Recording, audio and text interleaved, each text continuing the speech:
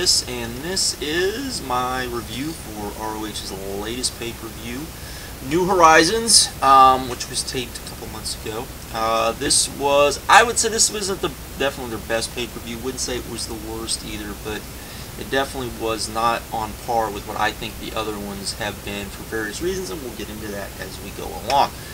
We started off the pay-per-view with Jimmy Jacobs and Tyler Black coming out, explaining they would not be defending the titles, except instead of saying that because Tyler Black was defending the titles, or was taking on Bryan Danielson, and saying, for example, that he'd be taking him on to see who would take on Nigel McGuinness at a later date or something like that. They just came out and said that they were in power. They decided they wouldn't, defend the titles, which got under the fans' skin, of course, which got them over to an extent in that way, but I just didn't really like it very much. And then, of course, the Briscoes came out, made their triumphant return, and you had this little brawl, which was kind of nice, which then led to Silas Young and Mitch Franklin getting squashed, because Jay and Mark wanted to kick some ass, and so that's exactly what we got. This was a very good squash match. This was the type of squash match you would probably see back in the 80s,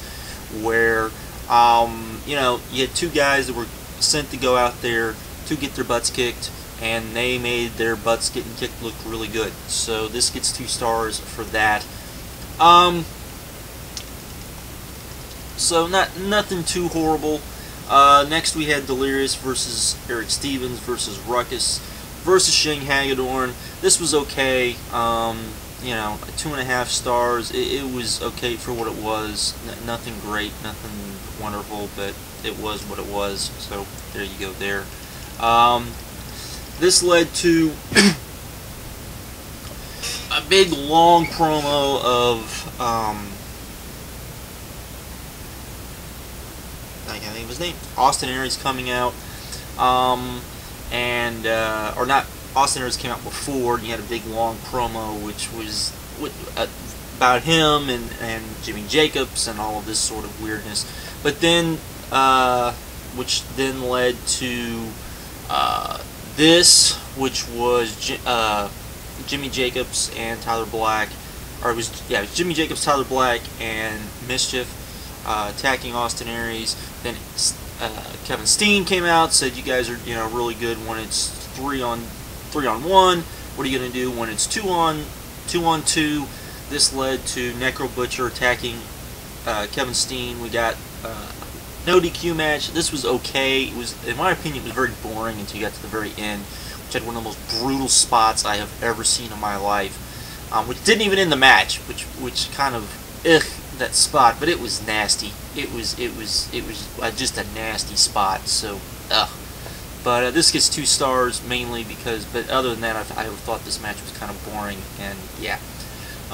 Next we got Marufuji and Roderick Strong versus Chris Hero and Go.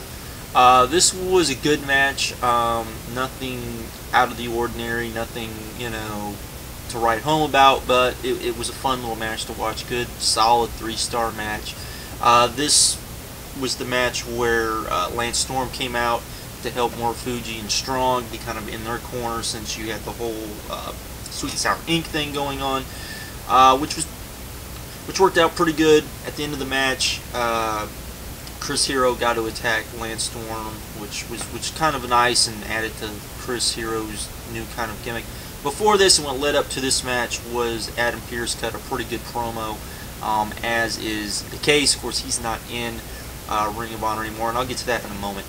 But so that was kind of weird. But anyways, which then led to a Brent Albright interview where Brent Albright had been burned by Adam Pearce, and they were kind of leading that sort of thing on. That part was good. This pay-per-view felt very TV-ish, like it was very much like a TV show in a lot of ways, which worked in some parts and didn't work in others.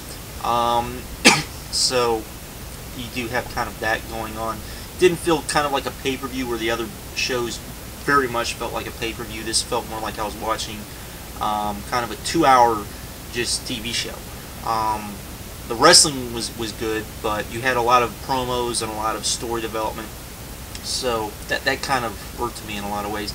And so did this, as we got Nigel McGuinness and Claudio Castagnoli, not as the final match, but as the semi-main, which kind of irked me. I never liked that, even though, you know, this wasn't the best match of the night, but I always feel like the championship match should always go in on last.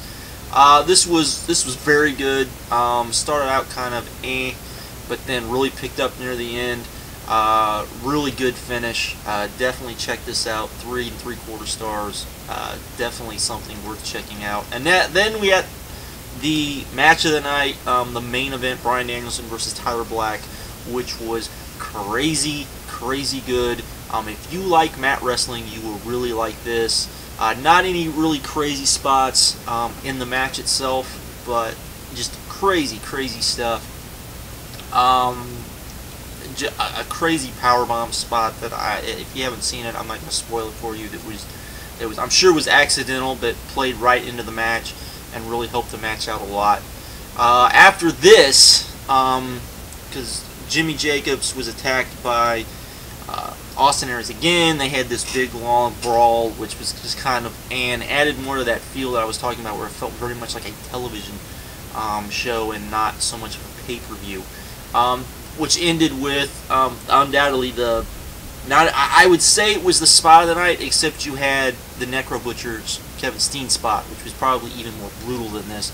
But this will probably be the more remembered spot, where Austin Aries and Jimmy Jacobs both climbed up a ladder. Necro came out. They were both telling Necro, hey, attack him, no attack him, you attack him, no attack him. Necro got kind of like, what do I do, what do I do, what do I do? So he threw down the chair that he had in his hand, kind of walked off, then turned around and pushed the ladder over, because they're both on ladders. They both went crashing through tables. Pretty cool spot, pretty good storytelling, all of that. So that was kind of good. That ended the pay-per-view. Like I said, this was the wrestling. I don't think was as good as has been others. The undercard, usually you can get pretty good stuff on the undercard, and we didn't really get anything, I would say, significant on the undercard. The last 3 matches were all good to great, and but you know, like I said, it felt very much like a TV show. It felt very TV showish. Very I would say pay-per-view-ish. If this would have been on television, this would have been really great. I think you could have taken some stuff out, even if you were doing 2 hours of television. I think this would have been very good. But as far as a pay-per-view, I don't think it really adds up to that much, and so I'm going to give it a 7.75. So I'm not going to recommend this pay-per-view. There's only second Ring of Honor pay-per-view I haven't recommended, and both were still as good as anything Ring of Honor or TNA and WWE put out, and probably with the exception of just a few pay-per-views, since Ring of Honor has been putting on pay-per-views, have been better than I would say that there's only a handful, a very handful that you could say would be as good or better than those 2 shows. So keep that in mind. If you're a Ring of Honor fan, you probably really like this. But if you're not someone that normally watches Ring of Honor, I don't think this would be necessarily the show for you. Maybe it would be. Maybe this would be a show more for casual fans. I don't know, but there was those lingering things that I just didn't really like. Of course, today, and I will get into this, I talked about that, of course, and the Adam Pearce thing, given the fact that he's no longer with the company, he was cut for what was said for financial reasons, and then today they canceled the 2 Florida shows, which put everyone in financial trouble. Let me say this, I wouldn't say financial trouble. Adam Pearce is becoming a pretty hot commodity on the indie scene, and I'm sure that his price is probably higher than what Ring of Honor wants to pay, is the way I would look at it. As far as the Florida shows, from what I understand, the Florida shows, the tickets were not selling well. I would imagine that is probably why they canceled those 2 shows, due to that fact. I saw Jared's video. He brought up the fact of the hurricane stuff that had been going on in Florida, and that other people have been canceling things as well. But I would say it would probably have more with the low ticket sales than it would be anything else. Because if that was the case, then it wouldn't just be the Florida shows they would have canceled. They would have canceled lots of other shows, and not only that, but they did say they were going to reschedule the shows, not refund the shows, so, or not cancel the shows entirely. And I would imagine if they were simply going to cancel the shows, that is what we would get. So that is where I would stand on that. I wouldn't read a lot into it. Is it good? Definitely not good. I'm not going to say that. But I would much rather them excuse me, much rather them do that than what happened when they did the West Coast swing last year, and you know, which was not successful for them. And I would also, maybe part of this also has to do with the fact that they may have thought the Japanese shows were probably going to draw maybe a little better than they did. Apparently they broke even on those shows, though it's thought that when the DVDs come out, they will reap the benefits of that, and it will make them a lot of money.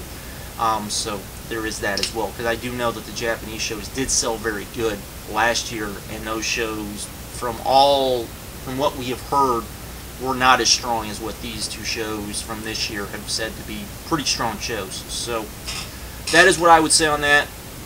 But as far as the pay-per-view goes, 7.75, really can't recommend it, though it is very, very good. I wouldn't say it's great.